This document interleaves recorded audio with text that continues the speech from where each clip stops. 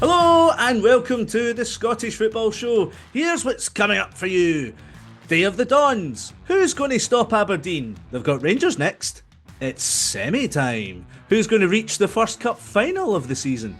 And history made in Europe. We talk about the impact with Scotland's coefficient.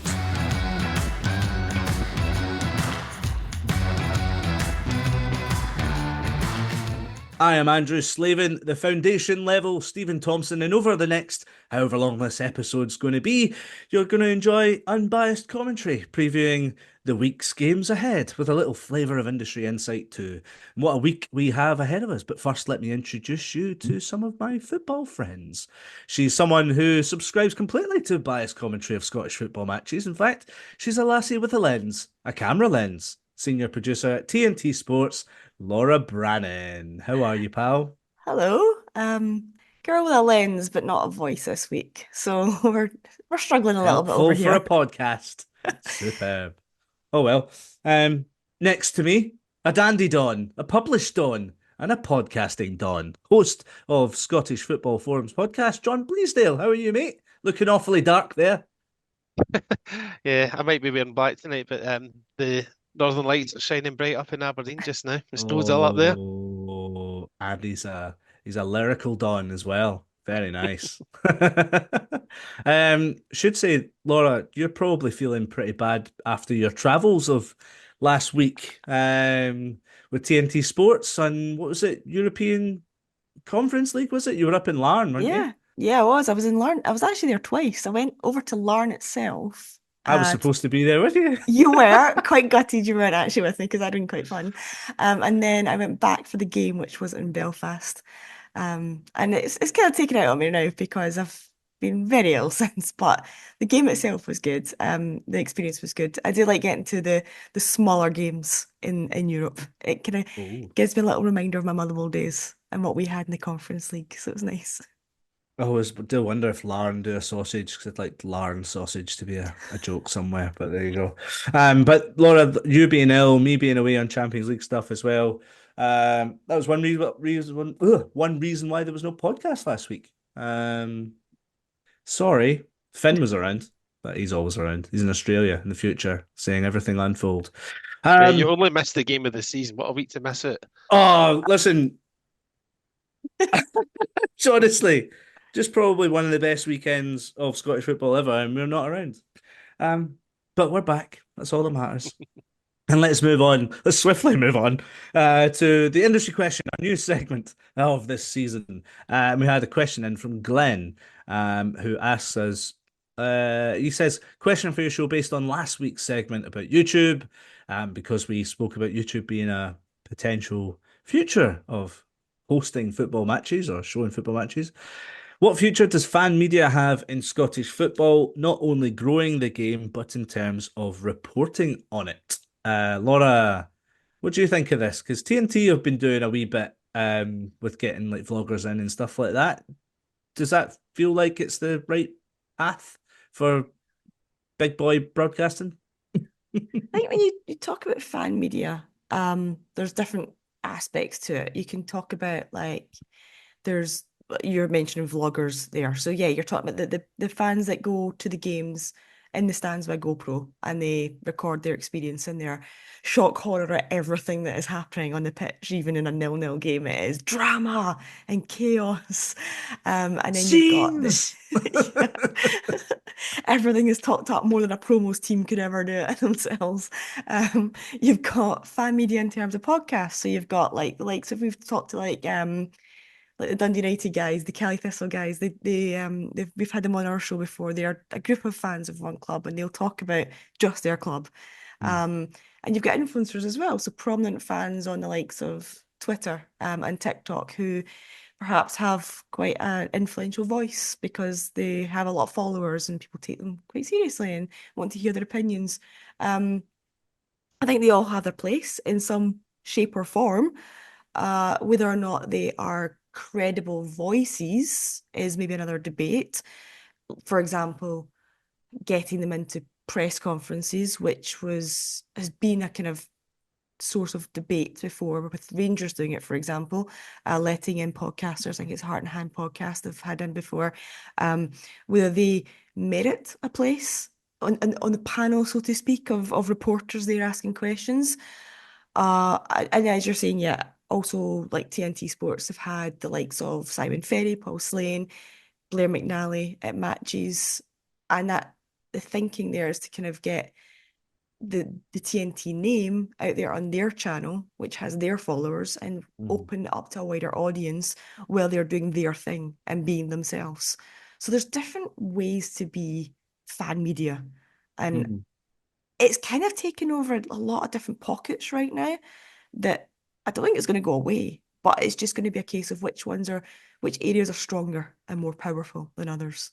I suppose it does beg the question is who's more credible in getting the information that people want to hear, really. I mean, what's your take on it, John? Because you with the Scottish Football Forums podcast, like it's it's fan media as well, really. That's where you've kind of came from, and you're a published author in your own right too. Like, would you welcome being invited to, like a Steve Clark press conference or something like that and being asking questions?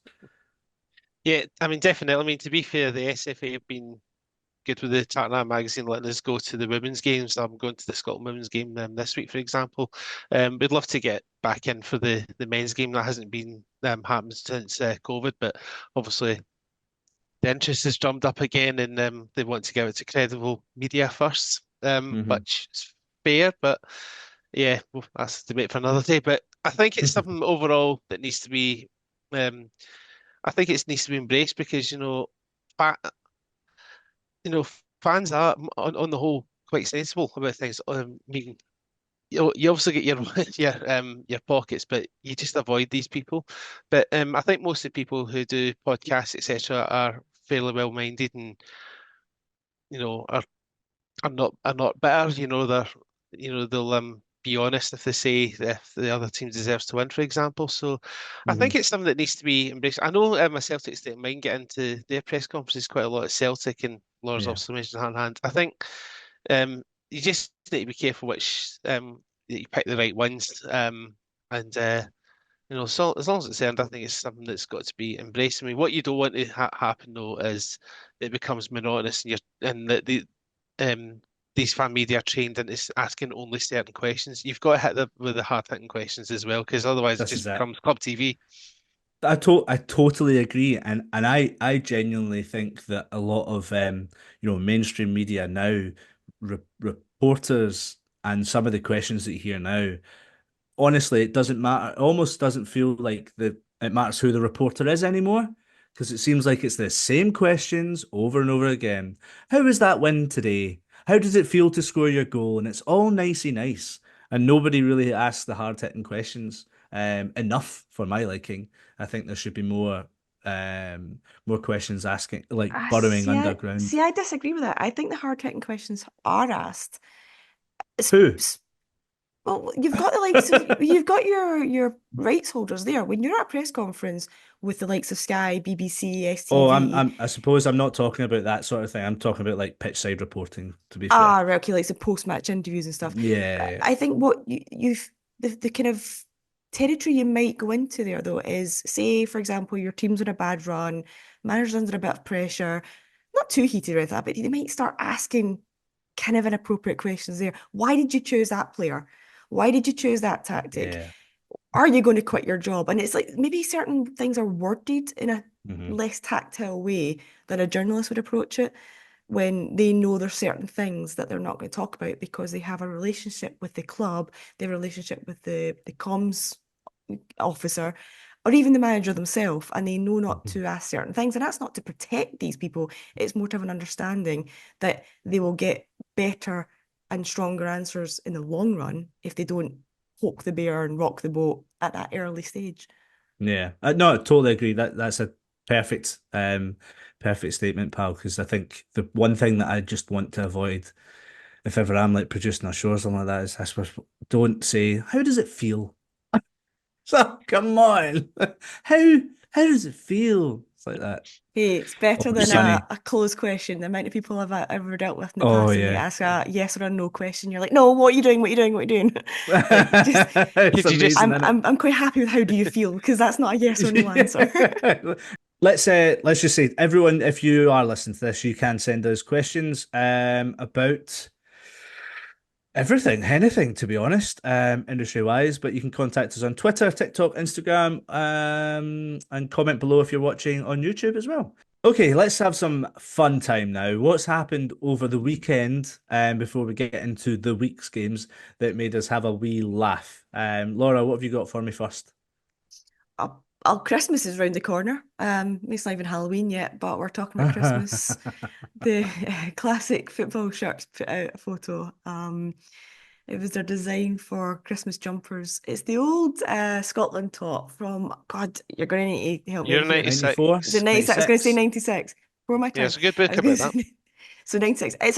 It's a great top, right? It's the purple one, the kind of tartan-esque one that Yes. I always Yeah, think yeah, of. I always think of Alan McCoy's when I see this top. And ironically, they've done this in the form of Alan McCoy's, his name's on it, but they've added, is it Christmas lights? Like it's a Christmas tree to it. They've added a bit of like snowflake and Christmas tree design to the kind of background pattern. I mean, I'm looking at the first comment on their post is our good friend JJ, and he has written, yeah. I need this. Yeah, I mean, I would like it too. John, any other funnies? Well, I have to pick this out as an Aberdeen fan, but there was a cracking picture taken by Stephen Dobson. I think he's the official club photographer, and it's Goodwin walking past Aberdeen fans, and there's just this old guy that's giving him two fingers in both hands. Because obviously that was Jim Goodwin's first game at Pittodrie since he left us back in January 2023, and yeah, it was if there was a moment that's just perfectly timed captured, that was it right there. It It's was pretty amusing. it's so good because it looks like the fan who's fashioning an amazing handlebar moustache. Looks like there's so much emotion in it. He's trying to do two fingers, but on his left hand he can't quite get the two finger. I don't know. He's just like, I need to get you. He's not even looking at him, Jim Goodwin. But even the lassie next to the guy is just like, get up you. So oh, I love Scottish football fans. So, so good. Did any of you see the match that was televised between Threave Rovers and Stranraer? Yes, what an excellent game of football. It was, wasn't it? I think I actually messaged you before it, Andrew, being like, why am I watching Threave Rovers against Stranraer? And then at the end, I was like, I'm really glad I watched that. That was actually really good. Yeah, amazing. So basically, it's actually, I didn't see it as funny at first because clearly there's a goal kick about to be taken, and there's a lassie who gets jumped over the fence by a couple of young lads. But the fact that when she tries to get back over the fence, she face plants again. It's just class. So I feel sorry for her, and then I kind of feel like, well, unlucky. Yeah, WWE comes to Threave. Yeah, yeah, exactly. Right, okay, some news now. And if you haven't remembered from the last podcast, I actually said that I was going to buy an Inverness Caledonian shirt because they were in threat of administration, and that's why I'm wearing one today on this podcast. But they did enter administration. Duncan Ferguson got the old tin tack, which is a shame because it turned out he'd actually been paying some of the players out of his own wages while he was foregoing his own wage himself. So he's been let go. They've got a 15-point deduction, and you just beg to, I know the clubs. My question won't be about like, was this avoidable in a financial sense? But do you not think sometimes when a club's already been mismanaged, and that can happen, clubs can be mismanaged, do they need to have the foot put down them even more by the SFA or the SPFL by a 15-point deduction? Do you think being not even existing is enough of a reason for clubs to manage themselves properly rather than being handed another 15-point deduction? I think the way I'm looking at it is look at it from the other club's point of views who are running their business properly. Hmm. And they're keeping themselves above water. They're not playing tricks to dodge a few curves. I know what I'm trying to say. Yeah, they're trying. They're managing themselves properly. So why should Inverness then be benefiting from essentially what is financial mismanagement? They're paying above the wages above their station. Why should they be then rewarded for it? There needs to be.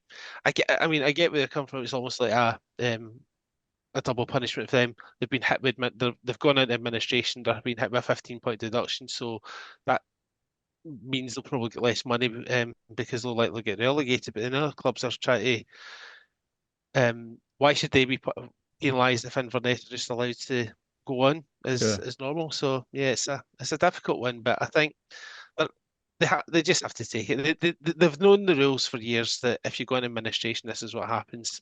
You get a 15-point deduction, and yeah, they'll just have to try as best they can to stay up. But it's not looking good for them right now, even in the tightest division in the league in Yeah. Scotland. Yeah, it is indeed. It really I mean, is. it's a kind of dangerous kind of discussion because then if they get liquidated, we know what happens. They end up going and starting way at the very start again. Bottom anyway, yeah. So there's got to be something that's not as harsh as liquidation. And what would actually be quite good is if they just said, right, you're not allowed to compete this season. That's you don't compete, but then it's like then it becomes a debate of well, where do they start next season? Do they go straight back in League One Well, again? what would you say to you'll get a 15-point deduction next season? So it's not an immediate punishment. So do you know what I mean? So they get their finances in order, they sell the club, they stabilize, and they have their season, which let's face it, they could even be relegated anyway without a 15-point deduction. But that points deduction is almost suspended So until it's a your double affairs are in punishment order. then. Well, Because if it's a that's double okay, punishment anyway, because well, how do you attract players, say, next summer when they're back kind of on their feet again? And then these players that are coming to sign for the club go, oh, wait, you want me to move to the Highlands and you want me to start with 15 points off at the start of the season. So you're kind of giving me a disadvantage.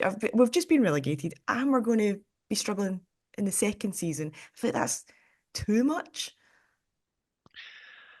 I think they get points deducted next season as well. I can't remember. I don't think it's as many as 15, mind you. I think it might be something like five. I'd need to double check that. But yeah.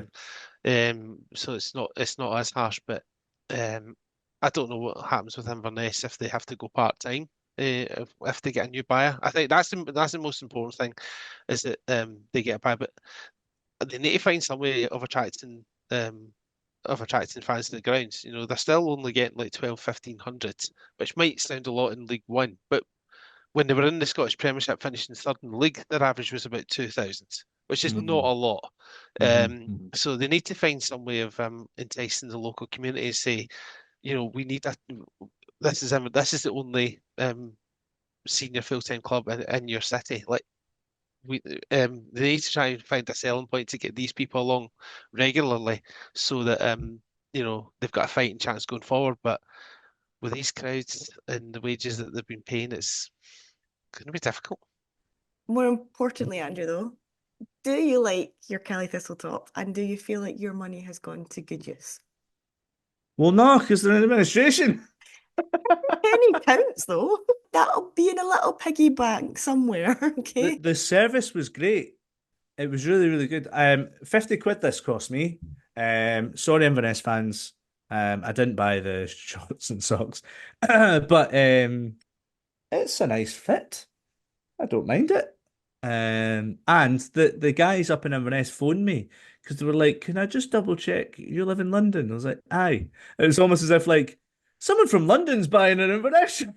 I was like, "Yeah, that's my address. Yeah, totally. I've not It's been the hacked first or anything time like that." So anyone outside of the Highlands has ever bought a Kelly Thistletop. no, I don't believe that for a second. They're just It a look nice bunch of people up there. That's all it is. it Double looks check. more like it's Dennis Muir kit from the 90s. It's lovely. It's oh, you can't tell, and I'm not going to give you a profile angle. Still can't believe you didn't buy the way What top. The is way top is beautiful. And you went yeah, and bought the that. way top is nice. I totally concede that. But this could be. I hope this isn't the last home shot that Inverness fans get to see. I'm sure everything will be fine. They'll find a buyer. They'll find a buyer.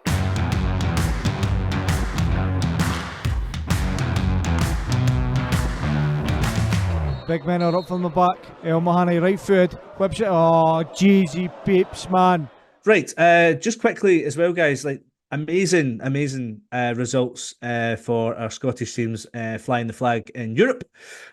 Celtic getting a 0-0 draw against Atalanta and Bergamo. Rangers amazing 4-0 win against FCSB, and Hearts a bit of I think that was a surprise actually, a 2-0 win against Ammonia. And this kind of leads us on to a wee chat that I had with we all love coefficient points, and so I caught up with a friend of ours. Right, for years Scottish football fans have almost jokingly talked of their love affair with coefficient points. But we've seen the fruits of that labour in recent times with automatic qualification into the Champions League from the champions of the Premiership, and also guaranteeing European football for the sides finishing second and third. But with the ever-changing landscape of Scotland's place in football's elite, there has been one man with his finger firmly on the pulse, and he joins us now. Gavin from Scotland's Coefficient. Thanks for joining us, man. How are you doing?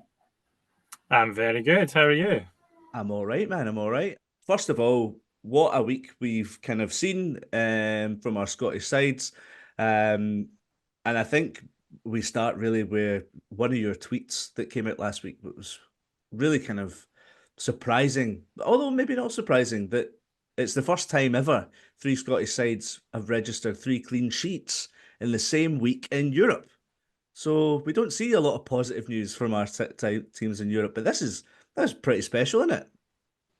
Yeah, it was. It was a fantastic week in terms of results. Obviously, most people expected after Celtic's match in Dortmund, where they obviously got heavily beat, that the same would happen again. So to start off with them getting a goalless draw, was a fantastic start. Obviously, Rangers and Hearts had weaker opposition, but they had to beat what was in front of them, and Hearts especially was a massive result for them to get that. So yeah, it's one of those stats that when I tweeted it out, I've not gone into the details, so it probably sounds better than it is, because never before in the group stage have we had 3 teams get a clean sheet in the same week. Well, for that to happen, you need 3 teams in the group stage, and that's only happened 3 times before. So it wasn't hard for me to look back over the previous campaigns to find that. But nevertheless, there has been those campaigns and we haven't managed it before. Last season was obviously the first time we managed 3 wins in the same week, and that was in the final week. So both Celtic and Aberdeen's games were dead rubbers, but still we got the 3 wins for the first time last season, and then now we've got 3 clean sheets in the same week for the first time. It's amazing, really, isn't it? Because you think, like, what's the impact of those kind of points coefficient wise? The main thing is that all 3 clubs need to stay in Europe for as long as possible to maximise a chance of getting points. So we've started the season 17th, which is really low, considering we've been 9th for years, a couple of years, and then 11th. To drop that far down, because our best season in the last 5 years dropped off, is going to need a massive season to climb up the rankings. So, like, the instant impact of it was we overtook Israel in the rankings. So Israel have only got 1 team in who are doing terribly. So they're now below us. But it's more a long-term thing that it gives all 3 teams a massive platform to get to the knockout rounds. And that's when we'll really see, right, what are our chances? How high can we finish? Because we'll know how many teams we have in the knockouts compared to everybody else, and how many wins or how far we need to progress. At this stage, you can't really tell exactly what those wins will mean, but like I say, they've all got a great platform now. I expect them all to get through to the knockout rounds in February, which will be the first time ever and be fantastic. So where this new format sort of falls in, maybe Scotland's team's favour a wee bit, but the way that it's been recently is obviously the champions of Scotland get automatic qualification at the Champions League, and then second and third are guaranteed European football. But what's the state of play at the moment? Because, like you've mentioned it already, we've been as high as 9th in the coefficient table. We're as low as 17th now. So what are the kind of parameters that we as Scottish football fans should be worried about or hopeful for? So hopeful is it's probably at its best just now. So the places that you get at the end of the current season are always based on where you finished last season. So last season we finished 11th, which means that all the teams started this season knowing what was at stake at the end of the the season. And the good thing about 11th is it's in the top 12. And top 12 means that the Scottish Cup winners are guaranteed the Conference League phase at least. If they lose their Europa League playoff, they drop into that.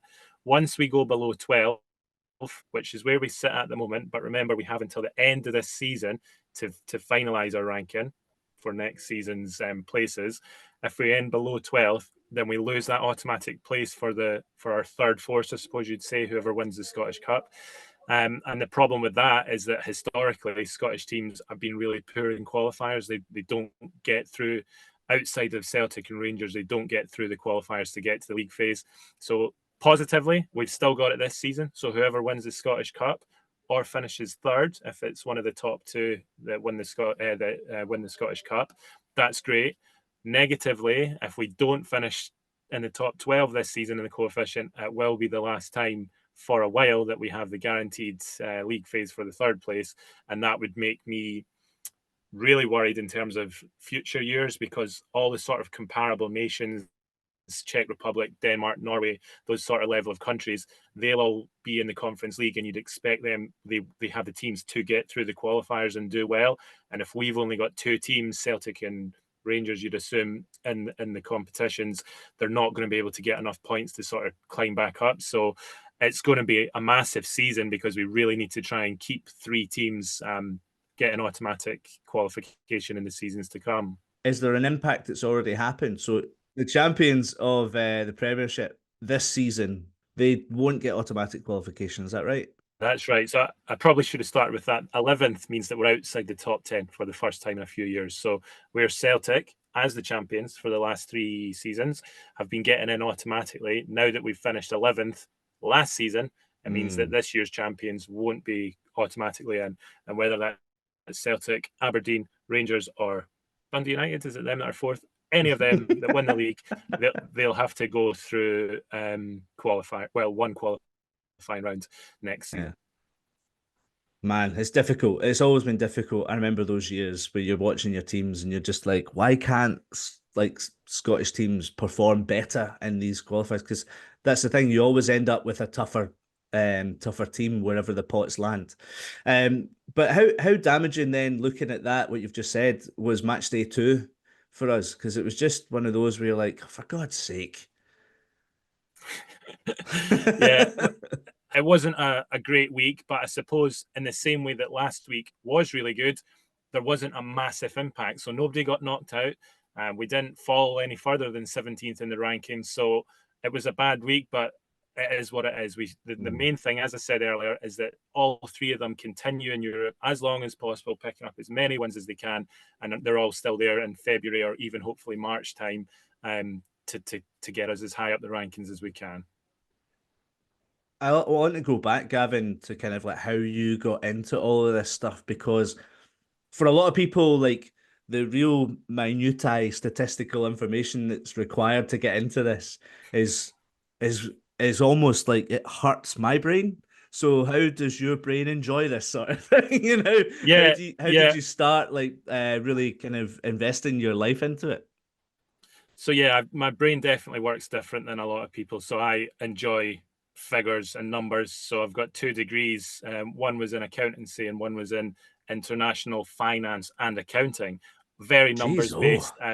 So it's this. I don't work in finance, so I don't actually enjoy that sort of accountancy stuff in terms of a job. But in terms of numbers, I'm good at it. So applying it in a boring accounting sense, I didn't enjoy, but applying a knowledge and understanding of numbers in a football sense, which I love, is right on my street. So all my life, I've been interested in the coefficient. So there's a guy called Bert Cassis, who's been like the godfather of the coefficient. He's had a website going, I can remember it on a desktop computer like 20 years ago or more. So I remember sitting, working it out, going on his website, seeing where we are and working out what our teams will get at the end of the season and everything. So I've always been interested in it. And as such, it's like in my head. So I'll listen back to this podcast once you release it. We'll see how good I am at trying to explain things. But in my head, it's crystal clear.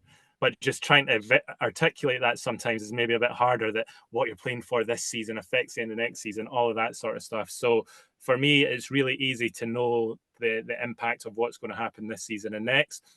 what I've been trying to do through the Twitter page is to try and make that understandable in written format, picture format. I did a podcast for a little bit just to try and get more people to understand it, because obviously it affects all Scottish football fans that the teams are at the top end of the table. So it's appeals to a lot of people, but it's quite a complicated subject if you don't understand how it works, really.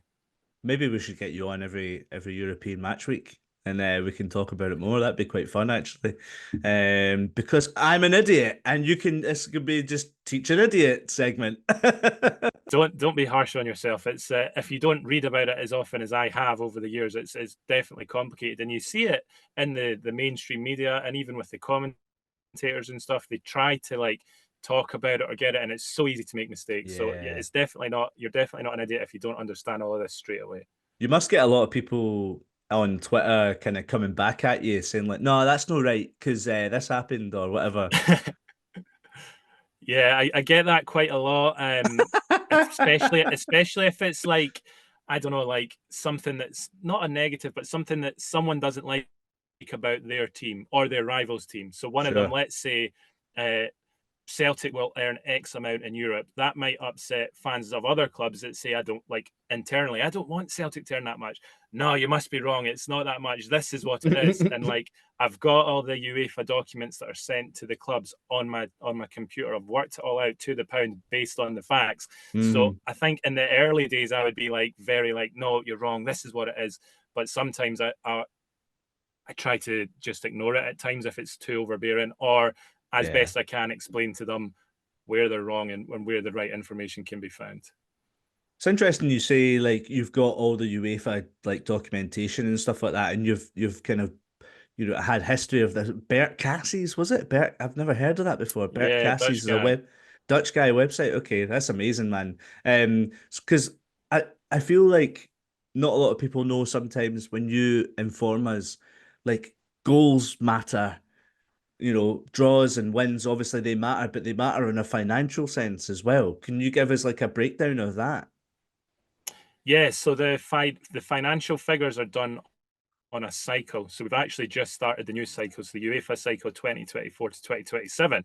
And in advance of that, UEFA produce like circular documents that get sent around all the clubs, so that if they have someone like me employed at the club that's really into that, they could work out, well, if we get 3 wins, 4 wins, this is how much we'll earn. So there's a specific budget. So it is a budget, so it can change slightly, but historically it's rarely changed. And if anything, UEFA tend to err on the side of caution. So if they say that the starting fee is X million, it's always that, or maybe sometimes it's a little higher. So UEFA have their budget, and then through their executive committee or whatever it is, they decide how they're going to split that money. And essentially, it's how do we keep the big clubs in the big countries happy? So they get their big pot, they give like a token gesture to women's football, a token gesture to like clubs that don't qualify, solidarity payments to the teams within each league that don't play at all in Europe. That's nothing compared to the real money. They've got this big pot left, and they give 75% to the Champions League. They then give, I think it's 17% to the Europa League and 8% to the Conference.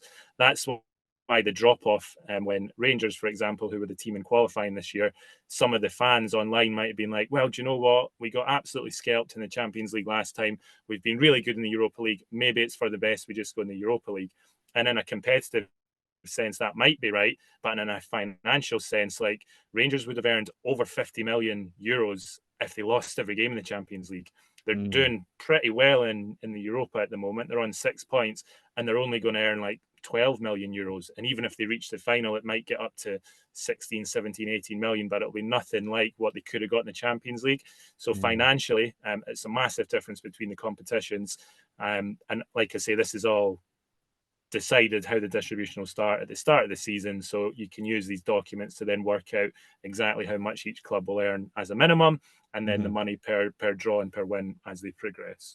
I suppose though, and you alluded to it, I think last year I remember seeing a tweet about you saying, this is all great that we've got automatic qualification to the Champions League. However, we've got that because we've been winning games in the lesser competition. Now that's going to be harder. So it's like there's the double-edged sword element to it as well, isn't there? Yeah, absolutely. And it's not just that, it's the higher up in the rankings you are, the less qualifiers you play. So, and that's they all count too. Points earned. Yeah, they count for the country coefficient. So when Gerrard came into Rangers, Scotland was like, I don't know, 24th, 25th, really low. All of a sudden, he made Rangers good again in Europe. Them and Celtic won all these qualifying rounds every year to get into the competition. So before the tournament even started, our big two, and then even the third team, be that Aberdeen or whoever, won a couple of games. We were starting on like a really high number. So even if we didn't do amazingly in the tournaments, and it just so happens that Celtic and Rangers did have years of getting out of the group stages and doing well together, added to all those qualifier points, we just flew up the rankings, and that's why we went from such a low number up to like 9th, 10th, 11th. So yeah, once you get there, it's a lot harder to maintain. That's why I pretty much resigned to the fact we won't get back in the top 10. It's too unattainable at the moment. We're too far off it, which is why we're aiming for the top 12, which helps the third team, whoever wins the Scottish Cup, to get guaranteed Conference League qualification.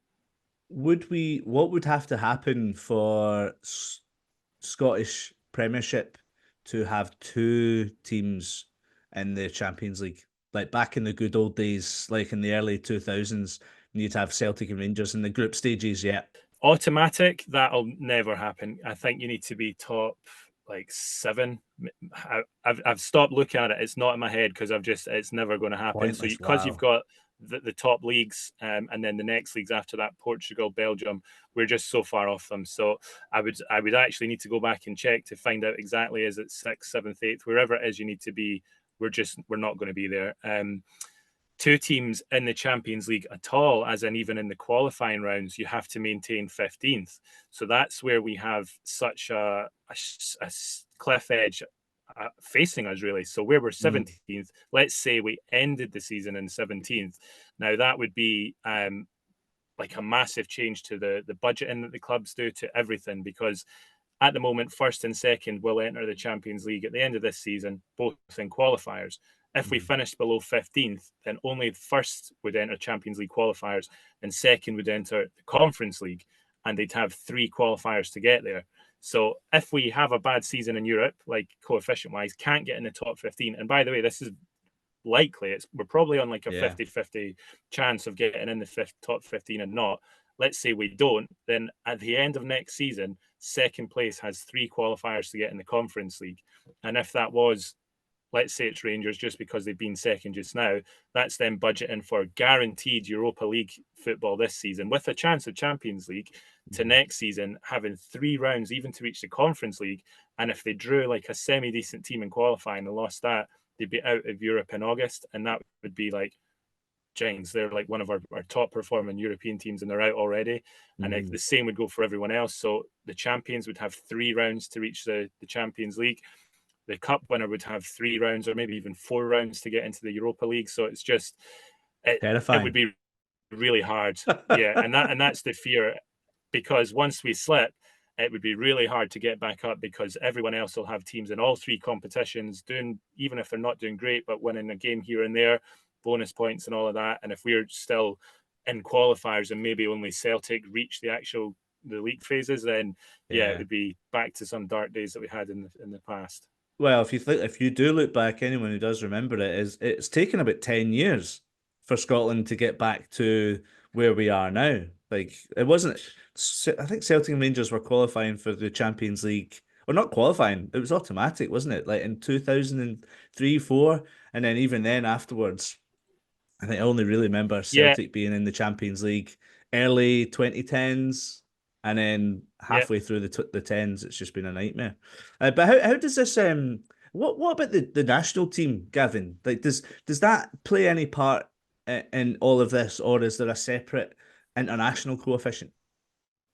Yeah, completely separate. So this is the UEFA coefficient with all the clubs.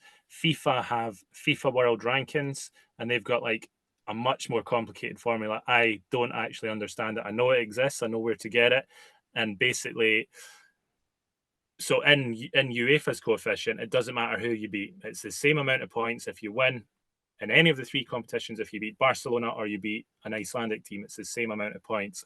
In FIFA's rankings, if you're a really low ranked team and you beat a really high ranked team, you'll earn more points. And similarly, if you're ranked up high and you lose to a low-ranked team. So England just lost to Greece at home, so they would have lost a lot more points than we would have lost for losing to Portugal or someone like that. So national teams completely different to the club team, not linked in any way. But of course, if you're a Scottish football fan, you've probably got an interest in both.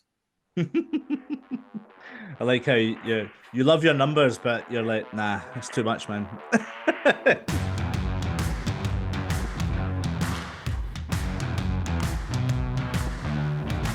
Don't know how many times you've been to this ground, Craig, but you never fail to enjoy winning here, do you?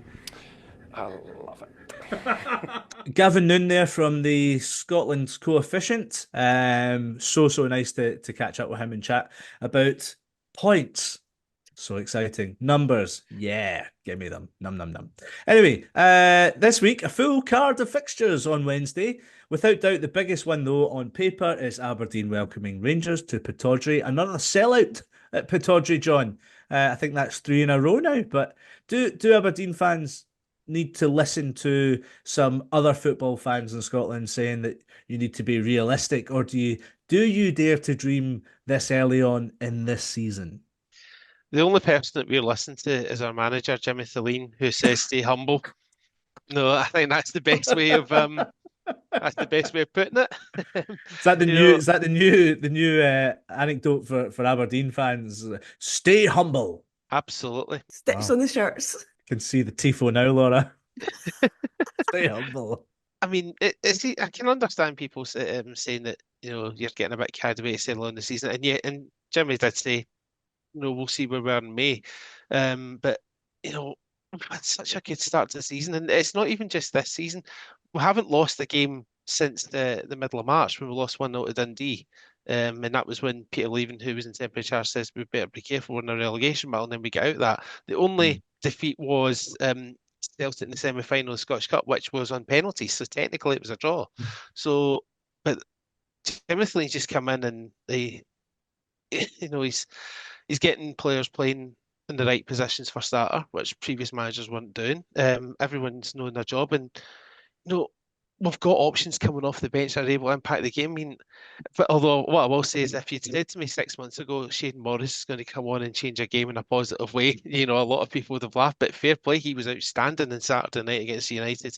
But there's genuine competition for places right now, and we're just enjoying the ride whilst it's there, because we're realistic. I mean, I know on Saturday you're saying if you Celtic we're going to win the league. We know it's highly unlikely we're going to win the league, but we're enjoying this just now, and who knows where it'll take us. But dare to dream. Scottish football needs an Aberdeen and a Hearts or Hibs or anyone to put in a threat. So let's just embrace it. And the normal negative criticism for teams outside of Celtic and Rangers has always been that lack of consistency, and Aberdeen are showing that. And the fact that this Jimmy Thelin side seems to be grinding out kind of last minute winners, like Peter Ambrose's goal, 1-0 win over Dundee United at the weekend. That's the kind of mentality that Aberdeen seem to be showing now, is that they don't feel like they're out of matches. But obviously playing Rangers this Wednesday, they also play Celtic in the semi-final on Saturday. Is that what are your thoughts about that, John? It's a massive week for Aberdeen, really. It's a huge week. I mean, because we're obviously 6 points clear of Rangers, and if we beat them, we go 9 clear, which would be incredible at the end of October. If you were to ask me which one I would prefer to win, I'm going to say the semi-final, because realistically, it's highly unlikely Aberdeen's going to win the league. But we've got a better chance of winning a cup, and we owe something against Celtic. We haven't beaten Celtic at Hampden since 1992. We've played them 11 times since that League Cup semi-final in 1992 when Ian Jess scored. There was 2 league games in 94-95, which was when Celtic were having Hampden for the season, which were a draw and a defeat. And then it's been 5 semi-finals and 4 finals where we've lost a lot, although the last game, as I mentioned, we lost in penalties. So that looks due to change, and I would love to get to the cup final. That being said, I'd love to beat Rangers, obviously, on Wednesday night, and because we know what the rivalry is like between the two. So yeah, give us both, please. Both sets of fans, Rangers and Aberdeen fans, always say like, "Oh, Rangers, they always raise their game against us," and Rangers fans always say, "Oh, Aberdeen, they always raise their game against us." But Laura, amazing to think that although Rangers were 2-1 winners against St Mirren and had a great week in Europe, um, the record away from home is pretty dismal. This actually blew my mind a little bit. They've only scored one goal away from home this season. One And league goal. yeah, so I mean, yeah, in the league. So we're now this midweek card is the last round of the first round of fixtures. So so far they've played 10 teams away from home and scored one goal. I'm sorry, but that is absolutely blowing my mind that a team that is allegedly going for the title has only scored one goal away from home. That's they're the joint worst awful. record in the division, I think. Yeah, I think they've also only taken 4 points and 4 away matches this season. So yeah, there you they're go, John. massively going to have to up their game if they're going to want to do anything. Because right now, you don't win the league on that. Absolutely not. And there's doubts that Rangers will have the likes of Tom Lawrence and John Souttar available. Philip Clement, the Rangers manager, has said they are doubts. But it's just weird for me. I just think I think it's one of those where everyone, I feel like, weirdly is tipping Aberdeen to win, and I just think this is the one that it's going to go and just be like, back to old ways. But I like what you said there, John. Like, interestingly, you'd rather win the semi-final and get to the final, because we're having a cup final in November, but it's pretty special at the same time too. For Rangers, they face Motherwell on Sunday in the semi-final. I don't know what your take is with that, Laura, as well, because you'd love to see Motherwell in the final, and what a final that would be, Motherwell Aberdeen. That would be brilliant. I'm going back home for the semi-final, so I'll be in the crowd in the Motherwell end. Thank you for clarifying. Celtic play Dundee on Wednesday. Dundee were losers to St Johnstone 2-1 in kind of like last minute dramatic fashion with that VAR decision for Nicky Clark's winner. Kind of a weird one, that. But something I quite liked, the new manager, Simon Valakari. Do you know we talked about Craig Levein having a nipple piercing in the last podcast? It still haunts me.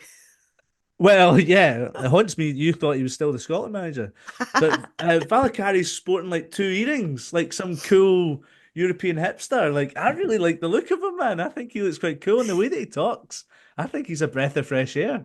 That is actually the reason. That's why all the Craig Levein chat came about, because that's why he was originally asked about his piercings. That's what all going back to like our reporting questions, is that really one of the questions that he was asked?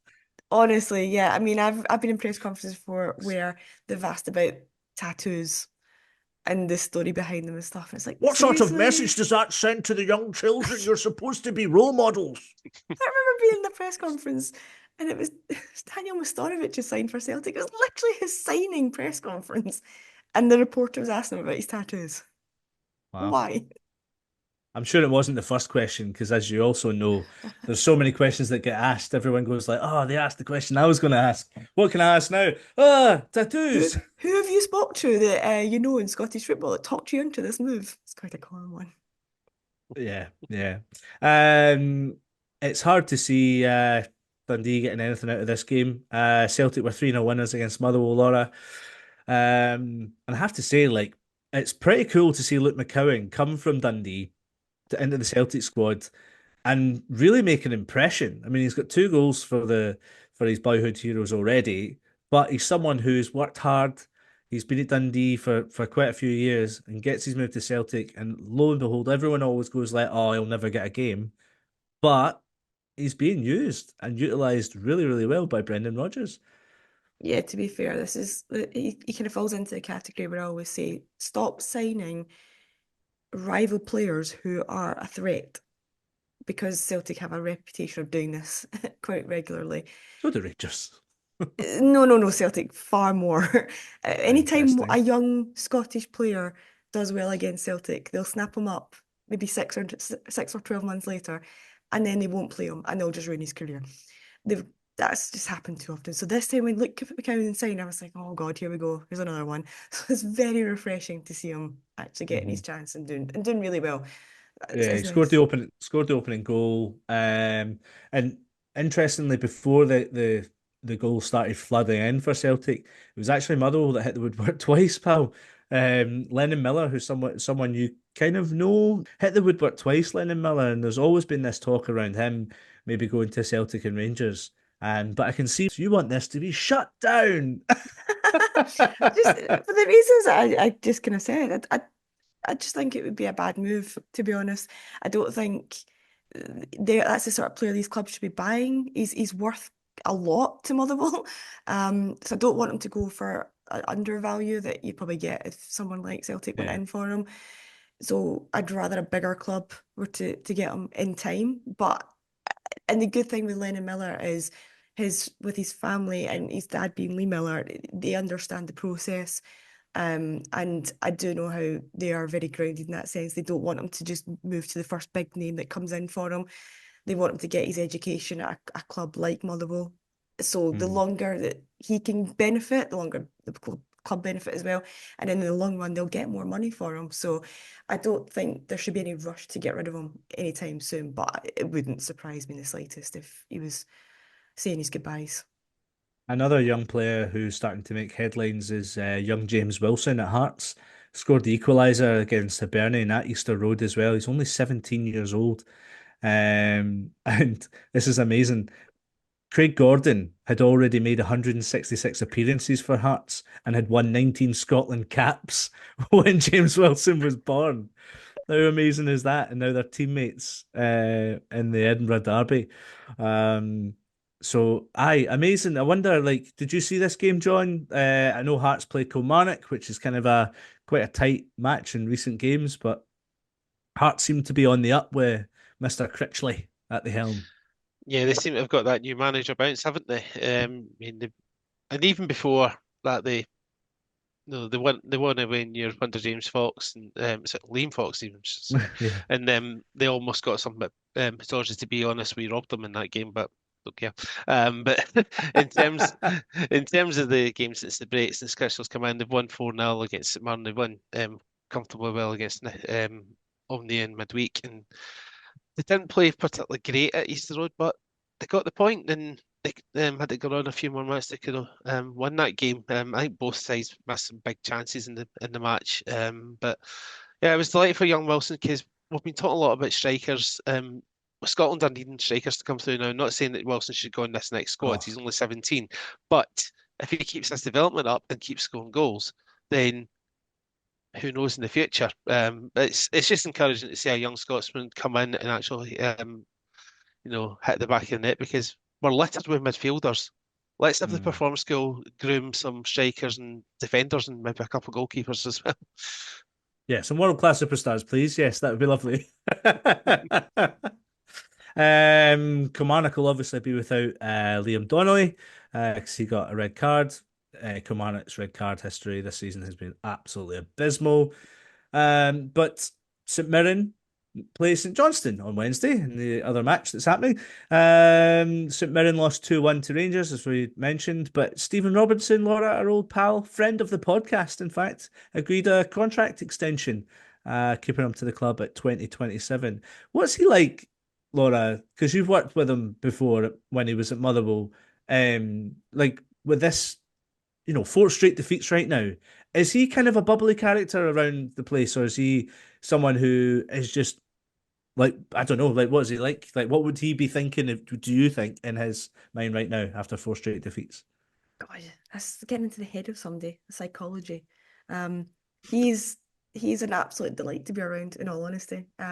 Lovely cool. person. Bubbly, Like yes, but me. also very drilled and focused at the same time. I just heard what you said there. This will be absolutely killing him inside. Any defeat will be killing him, even if it was just one in a row. So it'll be taking over him in terms of thinking about it 24/7, trying to put it right on the training pitch. He doesn't switch off from these sort of things. But to be honest, the this contract extension is great news as well for St Mirren. I'm really pleased that he has got this and he's settled there and the club are settled with him.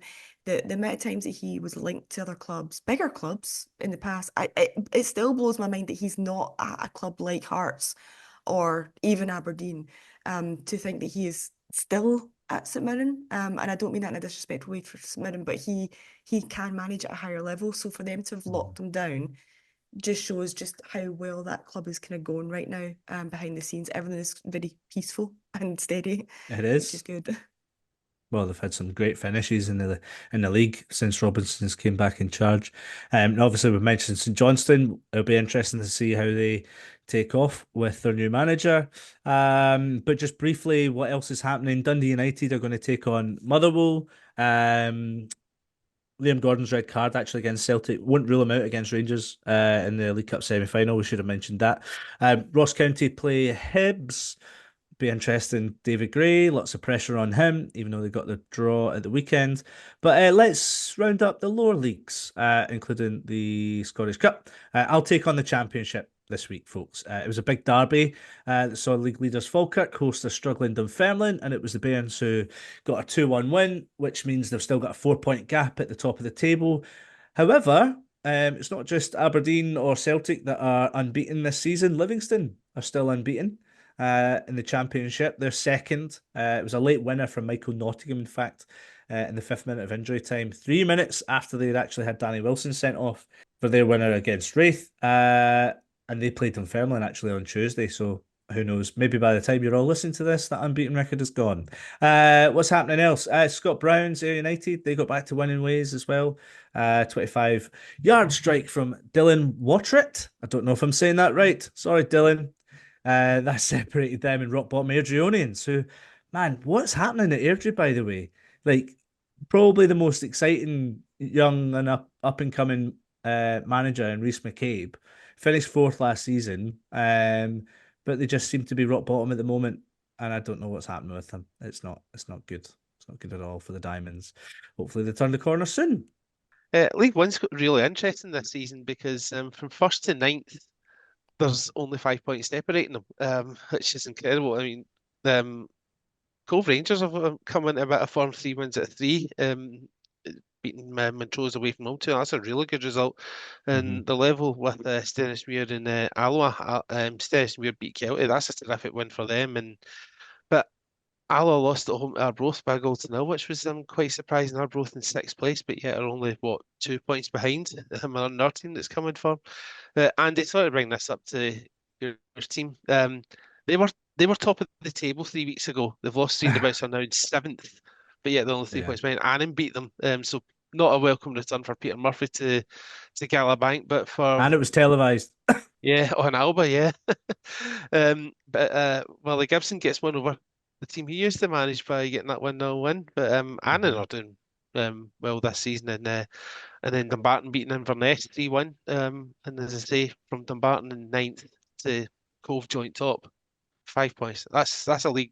Just don't put that in your coupon this weekend. No, not at all. Do you know that Queens still haven't even scored a goal away from home this season? Almost as bad as Rangers. Yeah, nice one, Laura. Yeah, you just want the Rangers Twitter athlete to come at me this week. There was no League Two this week, so Laura, there was plenty of Scottish Cup action. But do you want to just tell us what happened in the draw? Yeah. So second round at the weekend, obviously I think the Threave Rovers Stranraer game was one of the highlights. A few big scoring games as well. Peterhead beat Lockheath 6-3 and Stirling Albion beat Bo'ness 6-0. So some pretty good games there. Bo Selecta, Bo Delicious. I don't know. Keep going. Leave me alone. What? Some tasty ties in the draw for the third round though. Queen's Park against Partick Thistle. He's Kilbride against Falkirk. Maybe that's me being biased. Dumbarton Alloa. Cove Rangers Kelly Thistle. Ayr Morton are both Queen of the South. I feel like there's a lot of evenly placed ties there. So could be a tasty one for the 4th round when the Premiership sides come into it. Interesting. Okay, well, look, I think we're all getting that podcast fatigue. It's time to say goodbye. Cheers, Laura. Thanks to you, John, and thanks to Gavin from Scotland's Coefficient joining us on the podcast this week. We will be back next week, and we'll look back on a wonderful, wonderful win for Aberdeen and Motherwell, won't we, guys? Fingers crossed. Who knows? Maybe Finlay Marks will be back as well. But it's been wonderful having you all. And it's now time for me to say, go and do something better with your life. Stop listening to this now. All the best bits done. So goodbye. Cheerio.